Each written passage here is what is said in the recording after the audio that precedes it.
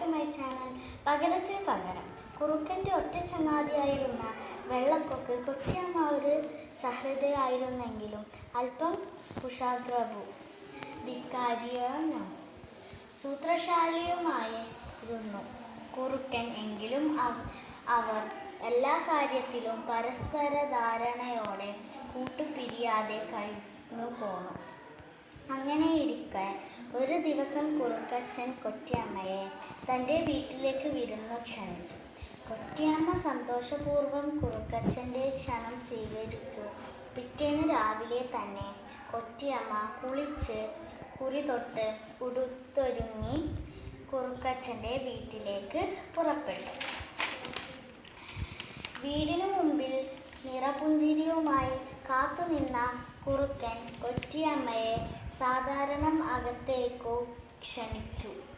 കൊച്ചു വർത്തമാനങ്ങൾ ഞങ്ങൾ പറഞ്ഞിരുന്ന ശേഷം കുറുക്കച്ചൻ 2 പരന്ന പാത്രത്തിൽ പായസം വിളമ്പി കൊണ്ടുവന്നു.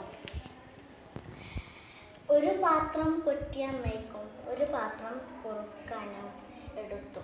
പരന്ന പാത്രത്തിലെ പായസം നീണ്ട കൊക്കുള്ള കൊറ്റിയമ്മയ്ക്ക് കുടിക്കാൻ കഴിയുമായിരുന്നില്ല.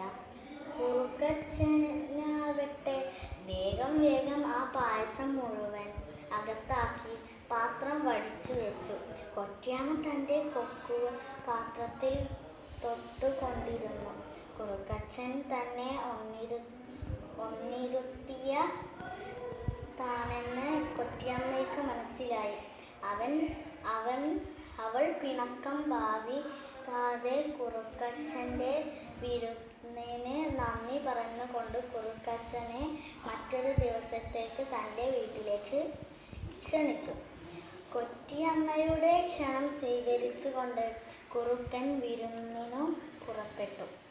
കുറുക്കനെ സ്വീകരിച്ചിരുത്തിയ വിശേഷങ്ങൾ പങ്കുവച്ചതിനു ശേഷം കൊറ്റിയമ്മ ഇടുങ്ങിയ കഴുത്തുള്ള നീണ്ടുരുട്ടിയ 2 പാത്രത്തിൽ നല്ല തന്താണം ആവി പറക്കുന്ന സൂപ്പ് കൊണ്ടുവന്നു വച്ചു.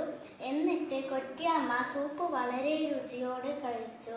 പക്ഷെ ആ പാത്രത്തിൽ ഒന്ന് തൊടാൻ പോലുമാവാതെ കുറുക്കച്ചൻ വായിൽ വെള്ളമുറി കുറ്റിയെ നോക്കി ഇളിഭ്യനായി ഇരുന്ന ഈ സമയം തൻ്റെ വീട്ടിൽ വിരുന്നിന് വന്ന കൊറ്റിയമ്മയ്ക്ക് പരന്ന പാത്രത്തിൽ പായസം നൽകി ഇളിഭ്യയായി. സംഭവം കുറുക്കച്ചൻ്റെ മനസ്സിലൂടെ കടന്നു വന്ന താനെന്ന് കൊറ്റിയമ്മയെ നന്നായി സ്വീകരിച്ചിരുന്നുവെങ്കിലും തനിക്ക് അവസ്ഥ ഉണ്ടാകുമായിരുന്നില്ല എന്നും അവന് മനസ്സിലായി. തൻ്റെ പ്രവൃത്തിയിൽ അവൻ വല്ലാതെ ദുഃഖിച്ചു.